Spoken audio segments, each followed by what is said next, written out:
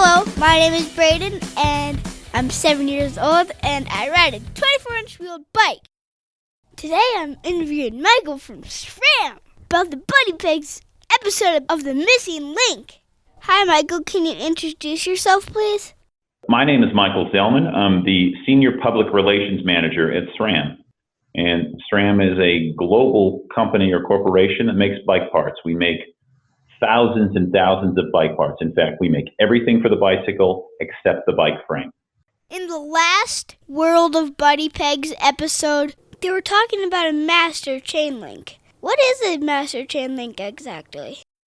A master link is something we make at our company. It's a single link that it comes in two pieces, and basically that is the key to affixing the chain to your bike. So you take the chain that isn't circular, and when you want to connect that, you take the master link, and basically that locks together. That quickly and easily connects the chain. Why do chains have a master link?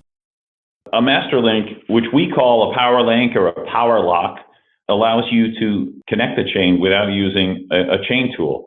And a chain tool is an older style of tool that drives a pin through the inner and outer plates, and that's an older method of connecting chains. But a master link is really convenient, really easy. There's no way to sort of mess it up. And like I said before, connects the chain, makes it whole, and makes it usable on your bicycle.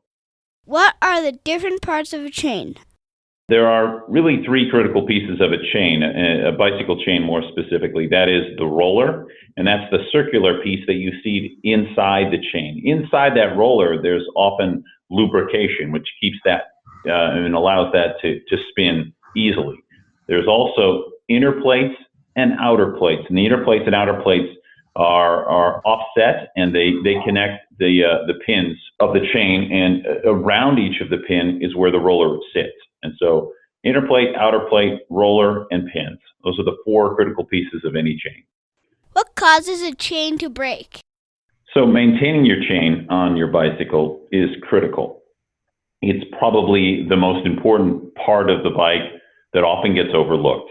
You need to lubricate your chain, keep it clean, keep it rust-free, and use it often. And if you don't, that can cause the chain to break.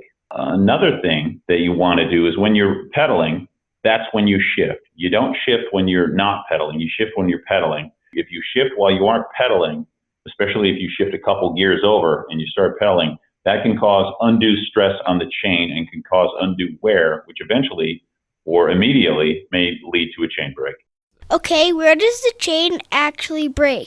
Well, the chain typically breaks at the outer links that are connected by a pin.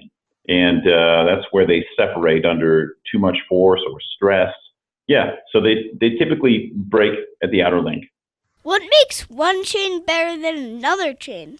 Chains can vary in strength by the material used, also the thickness of that material. A lot of times with bicycles, you're trying to negotiate between strength and lightweight. People want their bikes to be extremely light, but they also want them to be very strong, and you require a very, very strong chain on most bicycles. So some of the stronger chains are peened on all four sides. All the pins, they're sort of mashed or shaped or pressed into the chain to misshape them to not allow the inner plates or outer plates to fall off.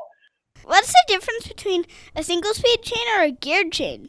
There's a distinct difference between a chain that works on a multi-geared bike versus a single speed. A single speed chain is made to go forward in one single direction and can be a little bit thicker and a little bit heavier and is not made to flex to the left or the right. A multi-speed bike, that bike has to have incredible forward strength as well as flexibility to twist slightly so when people shift their bikes and what is often called cross-chain their bikes, the chain has to have the strength to manage that. So that's the difference. The strength of the single speed chain is going forward, straight ahead, no flexibility.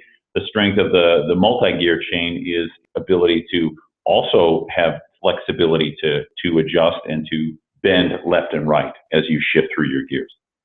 Why do bikes still use chains? Well, there are three things.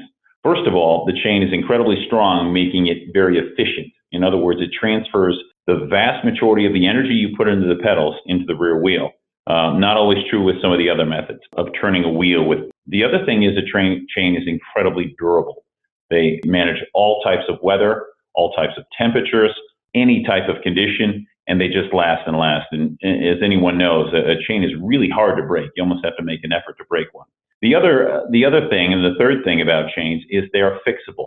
If you break a belt or some other ideas people have come up with, you've got to replace that belt. And if you're out in the middle of your ride, far away from a bike shop or your home, that's not an easy thing to do. With a chain, you can often have a master link in your pocket, or you can figure out a way to get that chain fixed fairly easily. So those are the three main reasons why chains still exist on bicycles.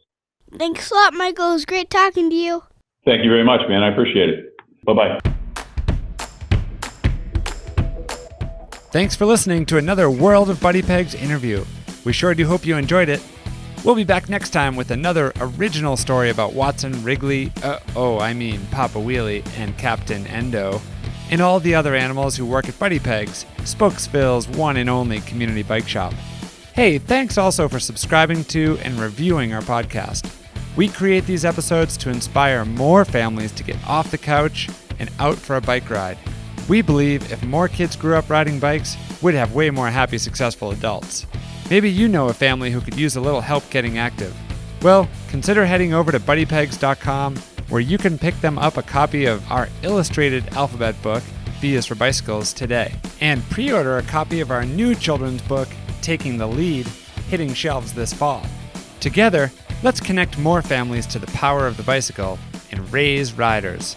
Until next time, keep your thumbs up and the rubber side down.